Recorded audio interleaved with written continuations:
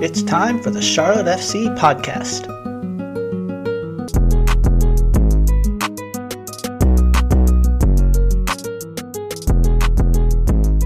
Welcome to the Charlotte FC podcast. Nick Finelli here, your host. Today, I have the honor of speaking with Steven Marques. He works with Ally, and as you may have recalled from a few years ago, we talked with Stephanie Marciano about just the whole Ally connection with Charlotte FC, kind of why they went into it and what they do. But there's a lot that goes on. There's a lot of day-to-day stuff, and Steven's one of those people. I wanted to be able to get him on the show to talk about what's going on now. What does he do in his role, and how did he get here, and how are these sports jobs and sports marketing stuff? Does it show up in a business? Because a lot of people want to work in sports, but yet they want to have some different areas and opportunities, and they can be really restricted with just, one sports team in town or something like that. So got lots of options. So we're going to talk to Steven today. Steven, welcome. Thanks for coming. Thank you for having me. Sure. So let's just start off. Just give me a quick little elevator pitch about yourself. Yeah, Steven Marques. I'm on the sports and entertainment team at Ally. Been at Ally for a little over 4 years now. And my day-to-day, I specifically work on our hometown partnerships. So how we categorize hometown, we have a headquarters in Charlotte and Detroit. So our partnerships in those two areas we categorize as our hometown partnerships. So my main day-to-day is working on the Charlotte FC partnership and that relationship with the team. And then also Detroit City FC, which is a USL team out in Detroit. And then I help support some of our initiatives in women's sports and golf as well. Which we're seeing a big explosion, especially here in Charlotte with the Ascent and just, of course, the soccer that's been around in this city for quite some time. So you live in Charlotte. Did you grow up in this area? How did you kind of get into this business? I grew up 30 minutes north of Charlotte in Mooresville, North Carolina, right there on Lake Norman. My family moved there when I was 6 years old. So did elementary school and all grade school right there in Lake Norman. Soccer's always been like a very big part of my life since I was a kid. Played competitive youth soccer and went through the ranks there. And then it's always stuck with me. I've always been a fan. When it came to going to college, I didn't really pursue that route and playing the sport. I just went for the education and the fun, but I still play pretty regularly to this day. Fortunate that it's always been that it's stuck with me throughout my career. So when you were in college and, focusing on, whatever degree you were working on, were you still thinking on the side like, oh, it would be nice to work in sports, but if I work in some other area, I'm fine? Or was there always like a target, like this is my pathway to sports? To be honest, when I was first in college, my father had a construction company, and I always thought maybe that would be the route that I would end up being, and maybe like fill in his shoes or something would happen there. I was originally going in as a construction engineering, and then I completely 360'd and went into communications, and then specifically it ended up being marketing. And then I think I was able to kind of create the two synergies between a sport that I was really, really passionate about and education. And that really happened with me in an internship that I landed while I was in college at UNC Charlotte, nice. My junior year. Mm-hmm. Now, how did it come about for you and Ally? And, you said you've been working there for 4 years. So that means prior to even Charlotte FC being in existence. Yeah. So prior to Ally, I was at an agency called ACNM Group, and I was there for almost 6 years. And ACNM, they're a multicultural and sports marketing agency. And I did a lot of work with a lot of different brands in the soccer space during my time there. And a lot of that translated into this role that opened up with Ally in the soccer team. Mm-hmm. I had some folks that I went to university with that were at Ally at the time, some really good friends of mine that were able to make a recommendation for me into the role. And I was lucky enough to get an interview, and I mean, it was just the perfect fit for me. And then when I knew that the team that we were bringing a team to Charlotte, I was obviously all over it. I was keeping tabs on any opportunities that were available. And I always thought it would maybe be on the club side. I didn't really see myself ever working for a bank. I'm not sure that I would work for any other bank, but it worked out. It worked out. Yeah. Yeah. In your role right now, are you more in kind of a position to have some agency and some things over what happens with Charlotte FC and Ally versus when you started? Or is it something you've grown into, or you kind of have always been and just kind of learned in that position? It's definitely been something that I've grown into. And I think it's just not necessarily just me growing into, it's also just the organization as a whole. Our marketing department has just evolved and grown. I mean, if you think about 4.5 years ago, the partnerships that we had to what we have now, it's evolved so much. So our teams had to evolve, which is my scope and my responsibilities have evolved. I was originally hired on to be part of our social media team, marketing, specifically supporting our soccer properties. So that was at the time Charlotte FC, and then was coming to the fold was NWSL. And then we went through a couple different reorgs in the time that I was there, the first couple of years. I was also hired right when COVID started. So I did 6 days in the office, literally just like the first 5 to 6 days in the office. And then we were immediately remote for like a year and a half. So that was a little crazy. So yeah, I went through a couple of different reorgs, and eventually Stephanie Marciano, who you mentioned earlier, joined the team, and that kind of restructured how we looked at our sports and entertainment team. And she kind of gave me the responsibility to take on the partnership with Charlotte FC. So really thank her for that. But now I really manage all of the day-to-day with the club. All right. So can we get into some of that day-to-day? And I know it differs every day, but, the team has been on a bit of a break and got new players, new things happening, kind of a last stretch run before the matches to end the season. There's about 9. What did you do this week? Oh man. So, I mean, we're constantly working with the club, right? It's on a daily basis. There's multiple emails going on about different things that we're working on. This week specifically, there's a lot that happened at the club this week. I mean, you may have mentioned or maybe seen the departure of Sean, their chief fan officer, that's leaving the club to take on a huge new opportunity, which is amazing for him. But we obviously work really closely with him on we do a lot of different fan activations and engagements with the fans. So Sean was a very integral person to have at the club for us. Mm-hmm. So I think the club has been busy dealing with that.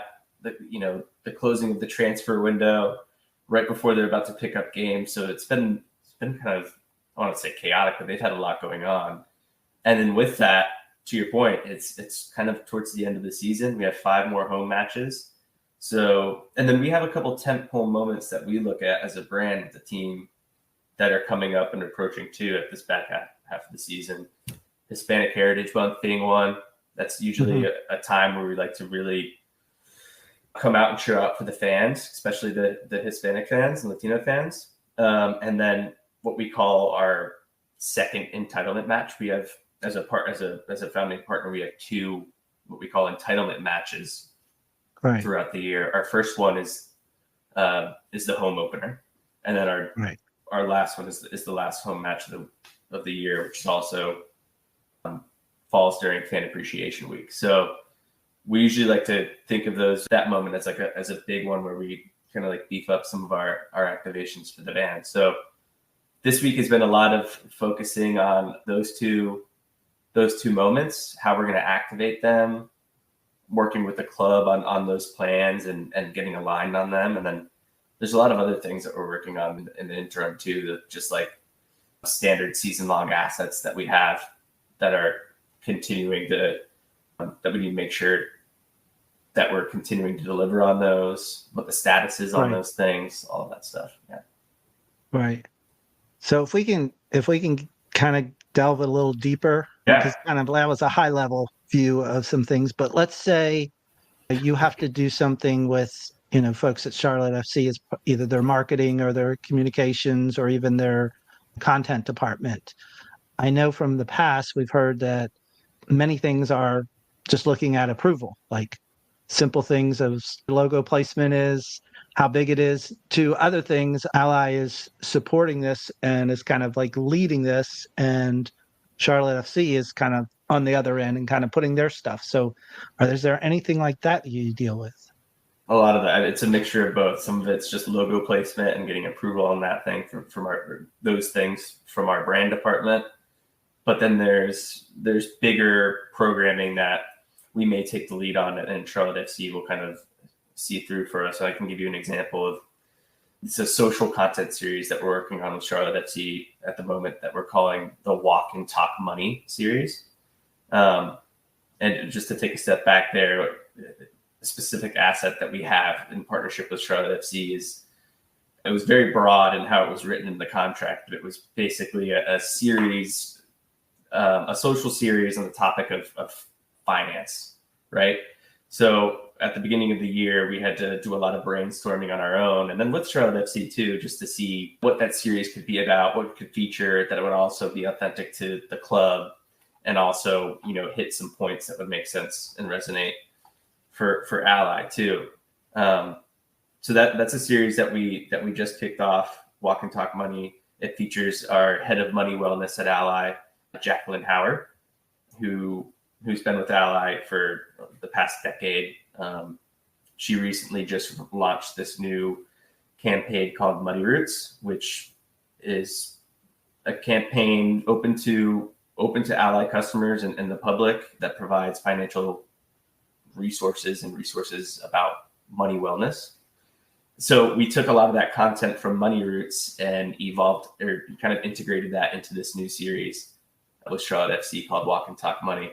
And essentially, she interviews players from the club about their money story, from like their first moment about money, what they experienced, what they felt, all the way through their career and that journey. Maybe just moments that sparked joy about money, different experiences like that. So that's been a really fun one for me. There was a lot of back and forth that happened in the at the beginning of the year on like what that series would be. Would it be a little bit more fun, lighthearted?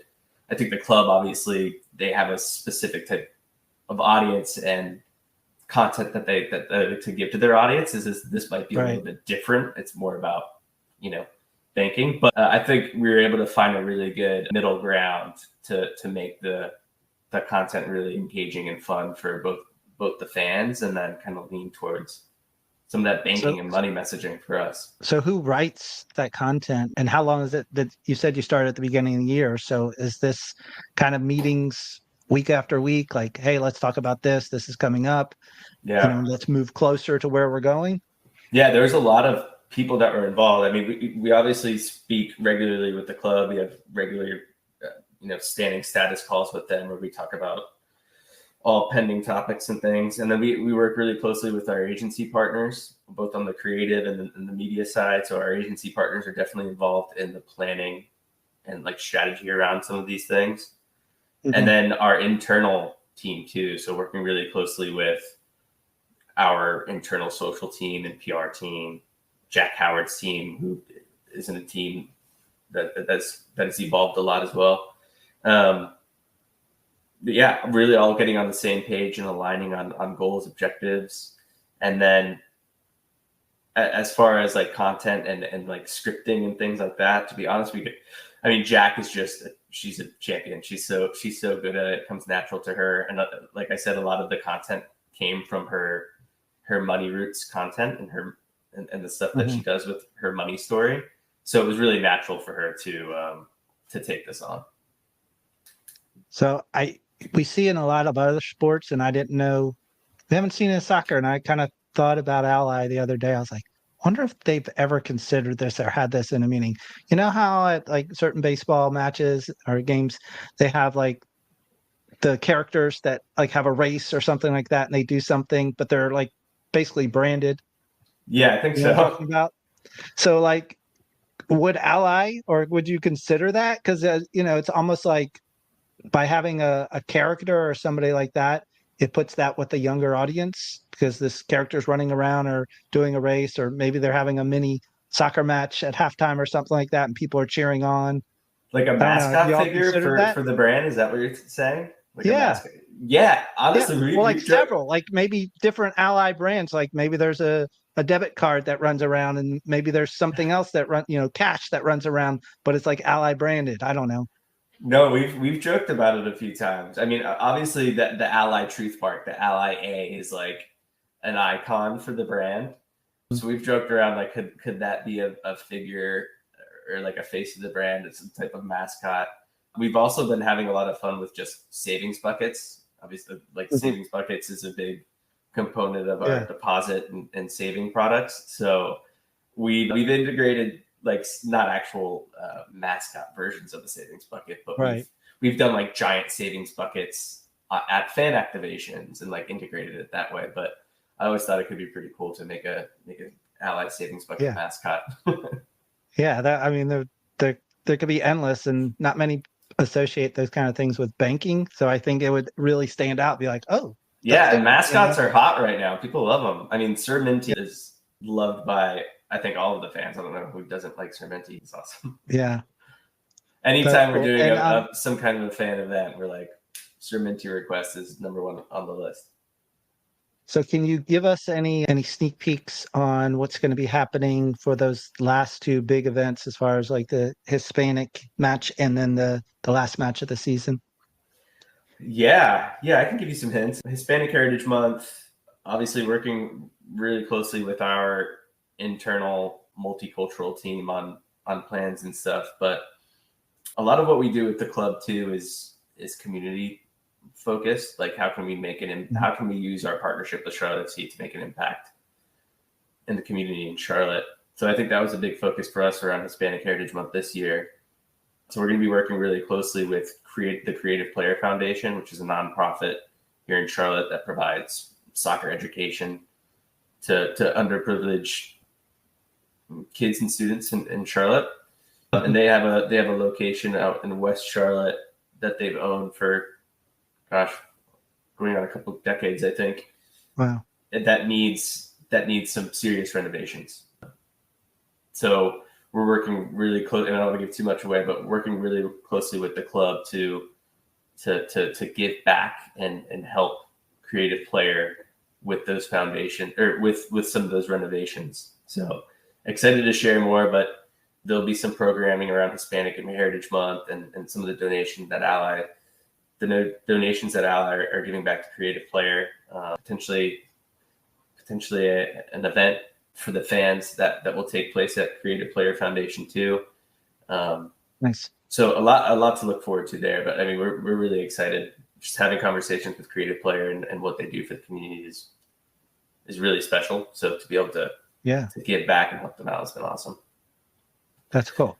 Yeah. And then as far as the last match, anything that we'll see different or that's kind of second entitlement will be a big one for us too. I mean, and then again, like how we look at it is the Charlotte FC relationship. We like to show up for the fans, the community, and then our employees too. So if we have a big tentpole moment like this, like our entitlement match, we'd like to try to hit all of those pillars in some type of way. So for second entitlement, we'll likely be doing some sort of player appearance or event at the Ally offices for our employees, exclusively for the employees to participate in.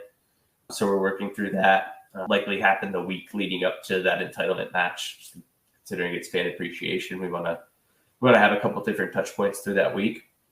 Another component, we work really closely with the club on their Pitches for Progress initiative, which I'm sure you heard about, but it's focused on building these mini soccer pitches all around the Carolinas. So we've really dedicated to doing at least one of those per year. So this year it'll fall around this entitlement match, and the hope is that that'll be completed the week leading up to the match, and we'll likely have an event to reveal the field, kind of like a ribbon cutting event. We'll invite some media, we'll invite some students. Another big component of what we do is we work really closely with the club on their Greater Goals program. Shout out to Katie Phillips, and I think you spoke to her in the past, but she's a rock star. She really owns that program. And the field that we're going to be building is located at one of the schools that's part of this Greater Goals program. So it's kind of like a Nice. 360 moment that ties everything together. So we'll have that. That'll be a really big community moment for us the week leading up. And then we're working through some different fan components. Like, how can we bring some fans to experience the game that maybe haven't had a chance to do it, and maybe like giving them some really exclusive, cool opportunities that they wouldn't be able to get otherwise. So we're working through some ways to do that. And then also, how can we show up and for the supporters, like pre-match and then during the match too. Obviously, we have our concourse activation at the stadium. That's like a staple that we activate at every home match.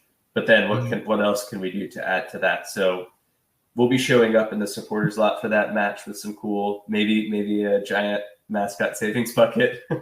We'll see. But we'll be doing some fun stuff in the supporters lot for the fans leading up to the match. Cool. Yeah. Cool. Now, do you, as this is a large deal for Ally and Charlotte in this partnership, do you have like project budgets versus like yearly budgets versus like, this is our big pot and we can use this until it's, it's almost like a blank check. Like, yeah, how does that work on your end in managing that? Because I can imagine some of these things, you do have to pay attention to what it's costing, not only financially, but personal capital too. Yeah, no, 100%. I mean, a lot of that stuff's happening, honestly, like now we're looking already at 2025 budgets. It usually happens around this time. But yeah, essentially the teams are Steph Marciano's team is given a budget, and I think leadership team is responsible for kind of allocating that based on the different partnerships that we have. So our hometown team has a budget for the different partnerships that we manage.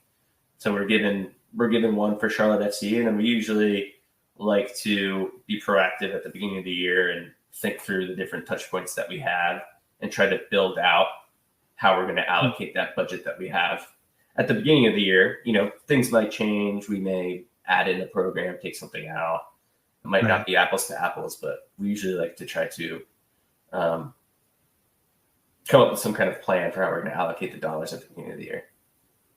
And is that something that you personally kind of manage and look at and be like, okay, I got to make sure this all fits into what we've had?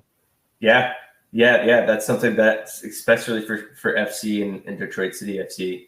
I mean, I'm definitely, there's higher discussions that happen across the team, and usually we're asked to provide like feedback, like what are your needs for the year? What are you going to be doing? How are we going to be showing up?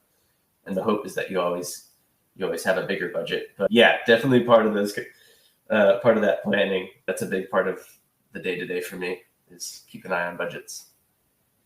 Cool. So going back to getting into Ally and working there and being there, like, I'm sure there's people you've looked up to there at Ally and maybe have learned in the past. Is there anything as far as you as like a person in your business, and not just specifically for the work at Ally, but that kind of influenced you and got you to be like, this is how you've kind of developed as an employee, as a person? Yeah. I mean, Andrea Brimmer, the CMO, is amazing. I think a lot of what you see in Ally is kind of like a reflection of Andrea and who she is as a person, as a professional. So she's definitely been someone that I look up to. I think a lot of the employees do, especially in the marketing department. And Steph Marciano has been amazing since she's joined the team, has really transformed everything that we do in the sports space. I mean, since she's been here, the amount of things that we've taken on, that we've done, not only in the hometown space, but I'm sure that you've seen the work that we've done in women's sports,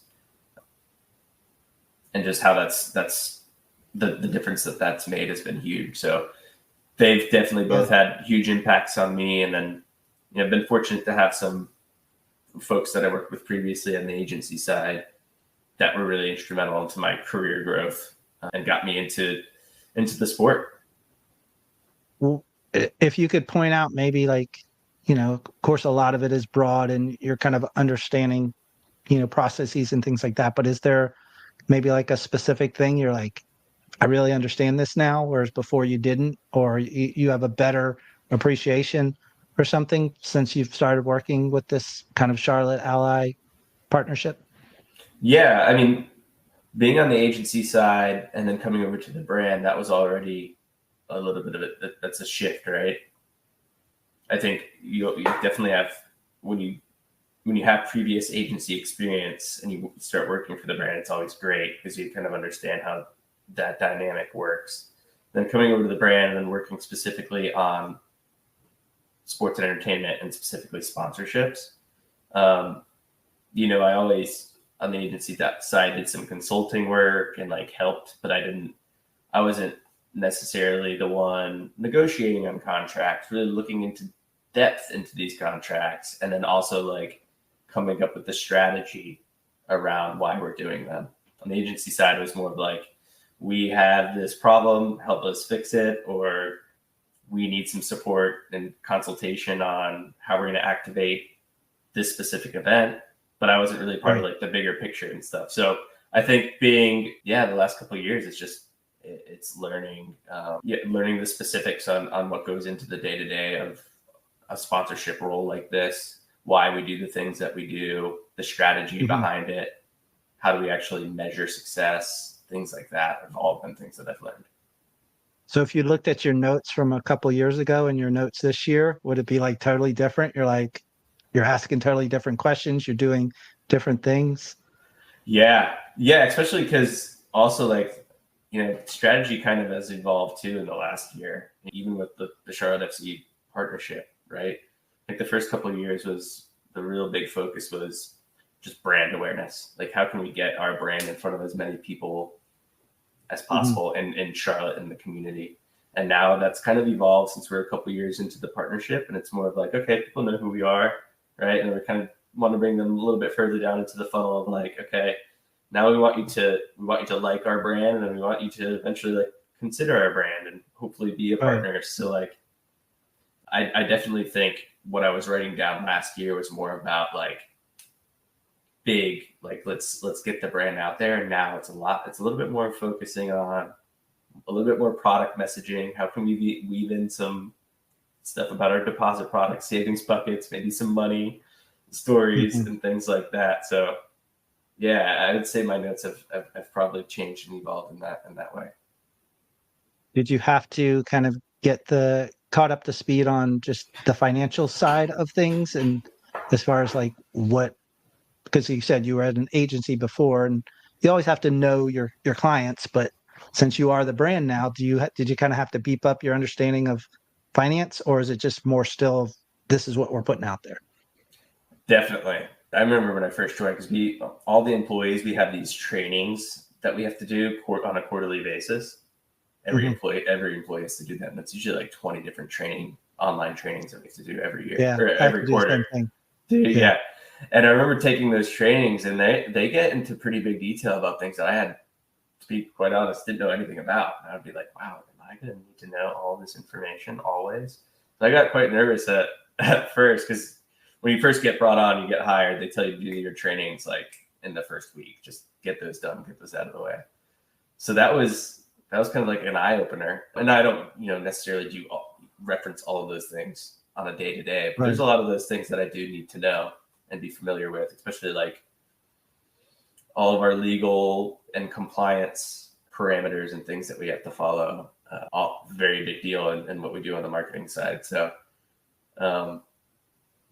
I definitely had to beef up a lot of my education on the products that we offer, some of the history of the brand, things like that. But Ally does a really good job at providing resources and keeping us in the know on things that are happening in the world and in the space. So, yeah.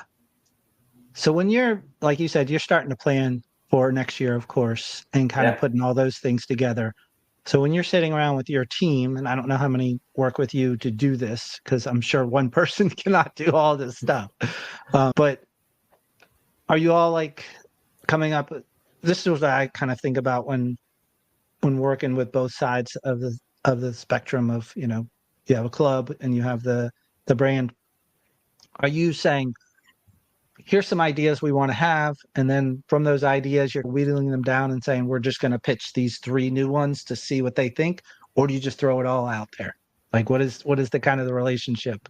It is kind of a process like that. I mean, it starts with we put together a brief at the beginning of the year. So we're actually doing that right now already for 2025. We'll put together a brief with goals, objectives. And to be honest, it's not going to change it. We're not reinventing the wheel next year for what we did this year, but there might be a couple caveats and things that we want to focus on.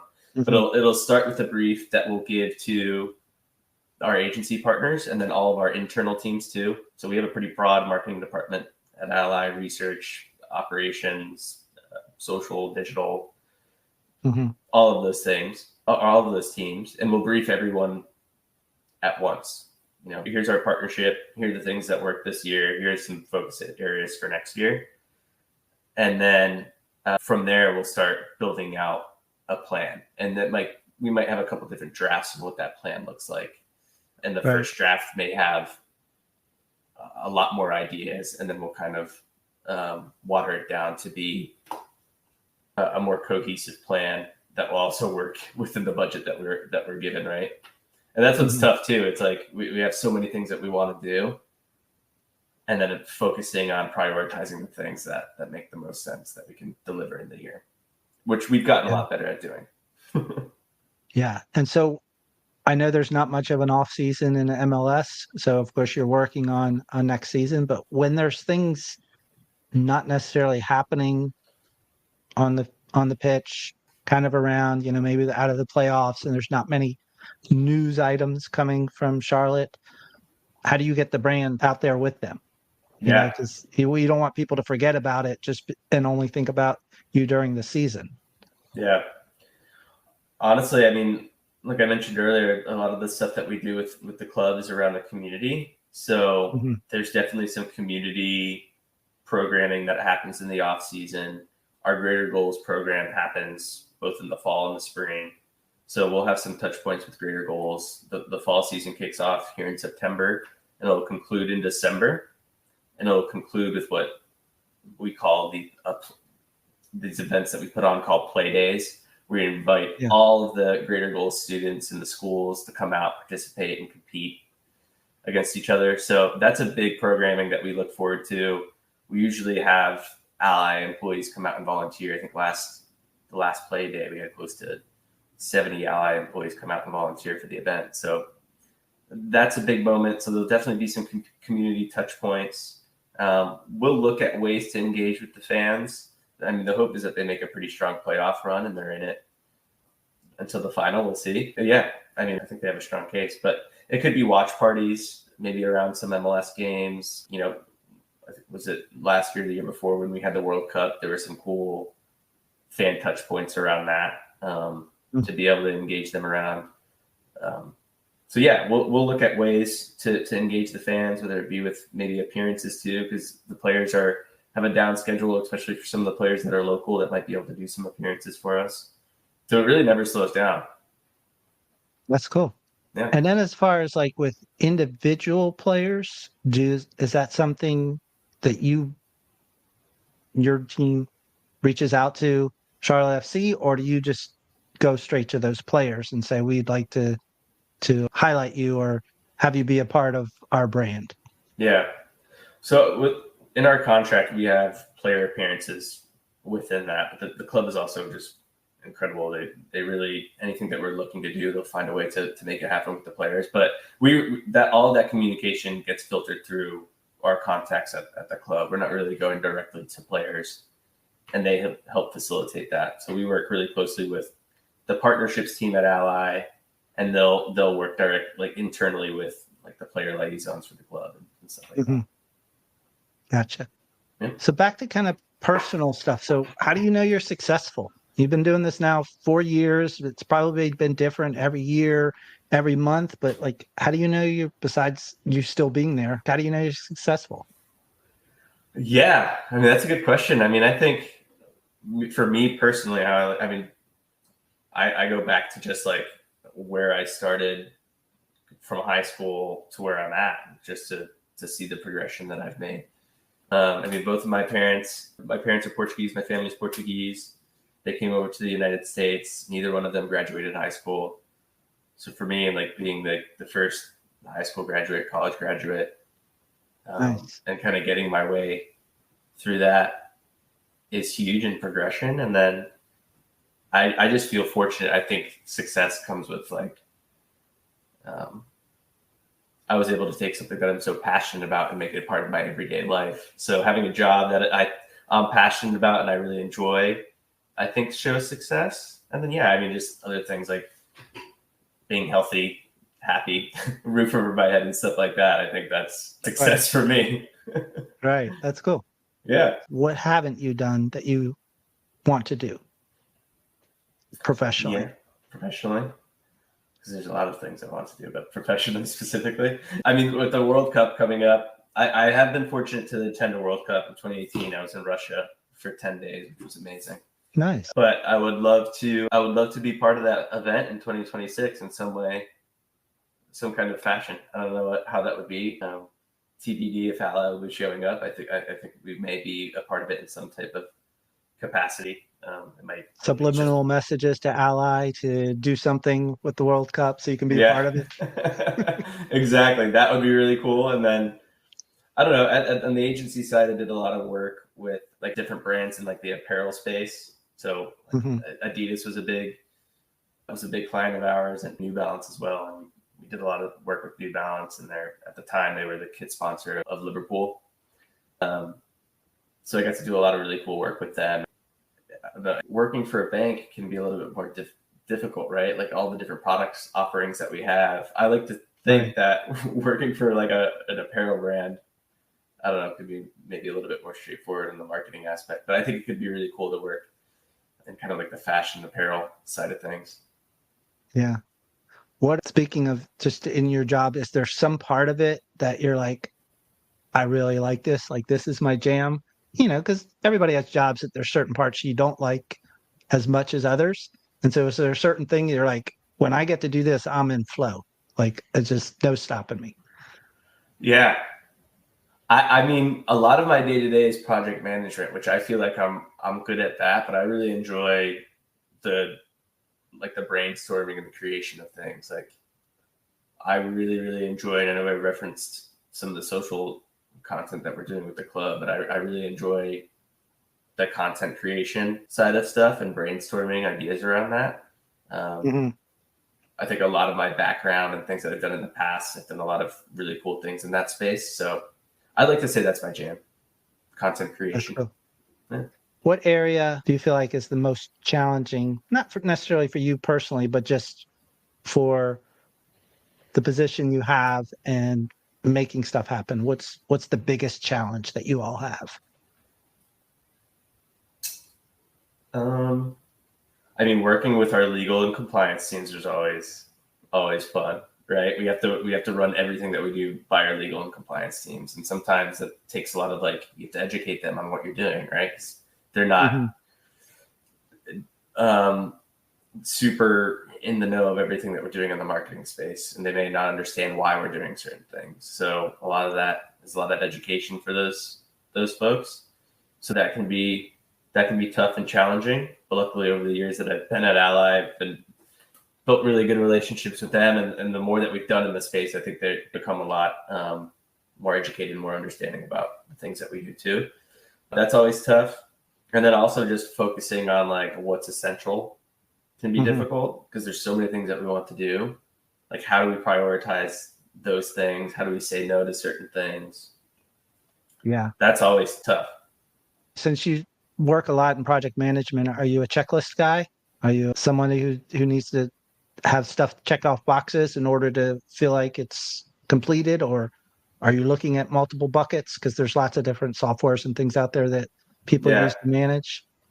I don't know if it's a checklist, but I definitely have a list of just status of things that I'm working on. Like I use OneNote regularly, and I'll have different tabs for the different properties that I work on, and then I'll even create sub tabs for the different projects. And that's kind of how I organize things. Sometimes it's not very organized, and I have to go in and update and organize things. But right. yeah, unlike pen and paper, usually when I'm usually on a one-on-one call or meeting, and then I'll jot things down into my OneNote. But yeah, I don't know if it's so much of a checklist or it's just kind of writing down what's on my brain onto a.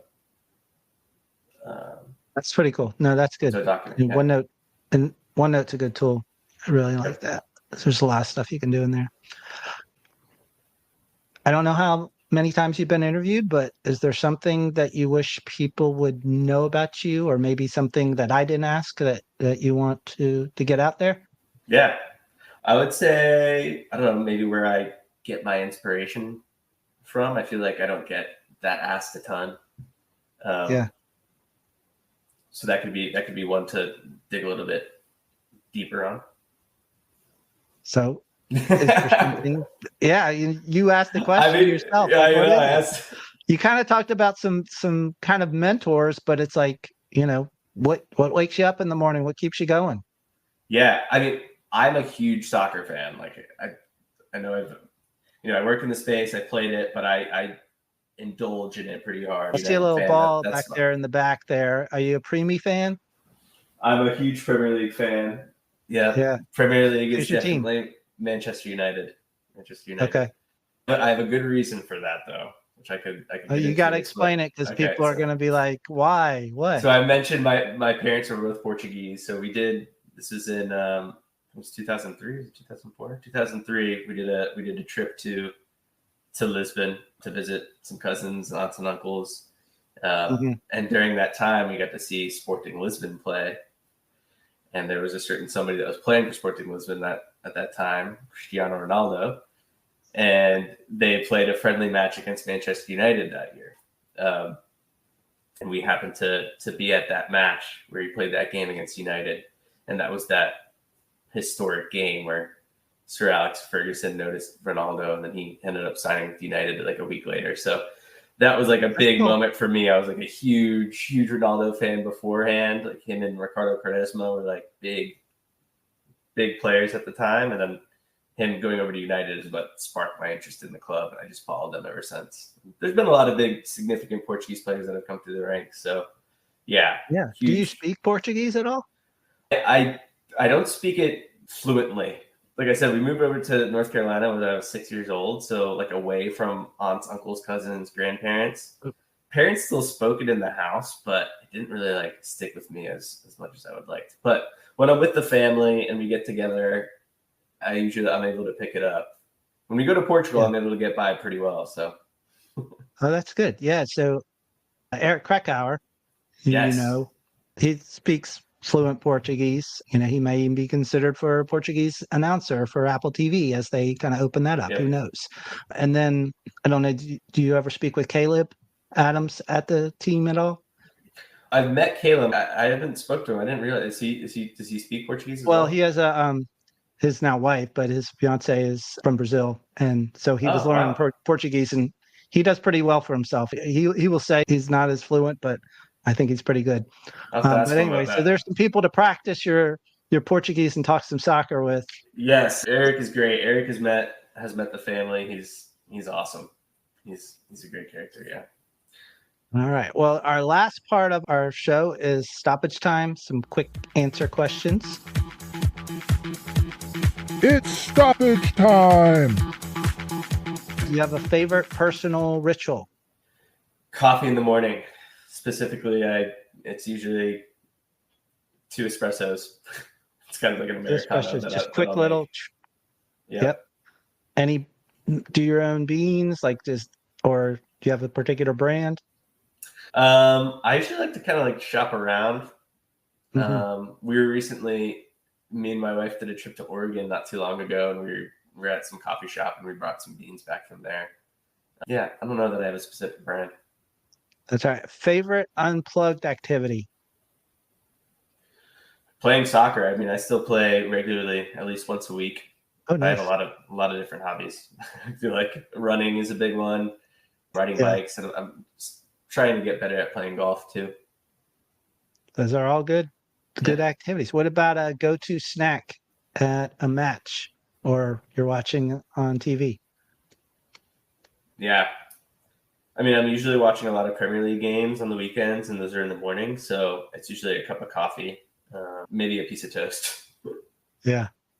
What design impresses you more, interior or exterior?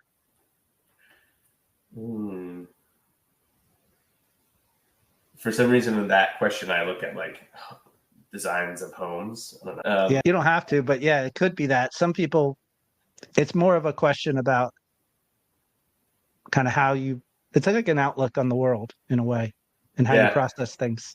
I think it's exterior for me. Yeah. Yeah. All right. And do you find starting a project or finishing one more gratifying? I really like the start of a project. I really like the brainstorming. You get really hyped by that? Yeah, the brainstorming, getting creative on ideating and stuff is really fun to me. Sometimes when it gets to like the finish of the project, it's almost you've done so much in the workup. Right. When it's finished, it's like it's amazing. It's great. It's not as gratifying as it maybe it was to plan it. Yeah. Right. Do you have something that really recharges you when you get away from your work? I always get recharged. I'm going back to playing soccer. I always get recharged when I'm out there with friends playing on the field. Like it almost like grounds me to get back out there. Do you have a position that you kind of tend to go to? Yeah, so these days I play Sunday League. It's full-sided field, and I'll usually play on either the left or the right side, midfield. But yeah, really wherever. I think if I could pick a position, it would be central midfielder. That would be. All right. If you were a current player on Charlotte FC, who would you most be like, and would you play that position that you've been playing? Yeah. I want to say I would be like a Brant Bronico. If I was actually out there right now, I would be out there running, because I don't know that I would necessarily have, not that Brant doesn't. I mean, he's an amazing player, but some of the very technical capabilities that some of the players do. And I feel like Brant is just a workhorse. Like he runs so much in that midfield. Right. I feel like that would be some of my strong suit that I could maybe bring. And I'd bring that.